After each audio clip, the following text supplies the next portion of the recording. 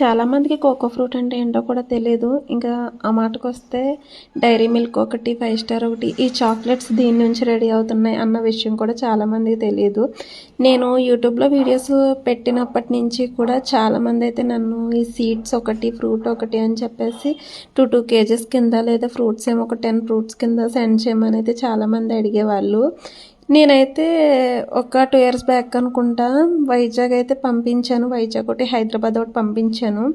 But ఒక 10 days నుంచి అనమాట ఇలా ఇన్స్టా నుంచి చాలామంది అడుగుతున్నారు. నేను ఇద్దరికి మాత్రమే ఆన్సర్ చేశాను. ఎందుకంటే ఇవి షిప్పింగ్ వరకు చూసుకుంటే ఎక్కువ పడిపోతున్నాయి, వెయిట్ ఎక్కువ వస్తాయి కదా. ఇంకా సరే అని చెప్పేసి వాళ్ళకైతే ఇంకా సెండ్ చేయడం జరిగింది. విజయవాడ ఒకరికి, ఇంకా హైదరాబాద్ అయితే ఒకరికి సెండ్ చేయడం జరిగింది.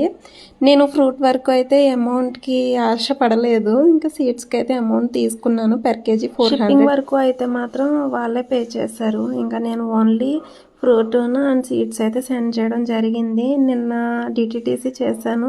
బట్ ఇకపై నుంచి అయితే ఎవరికన్నా చెయ్యాలి అంటే బస్కి వేయడమో లేదా ఇండియన్ పోస్ట్కి వేయడమో చేస్తాను.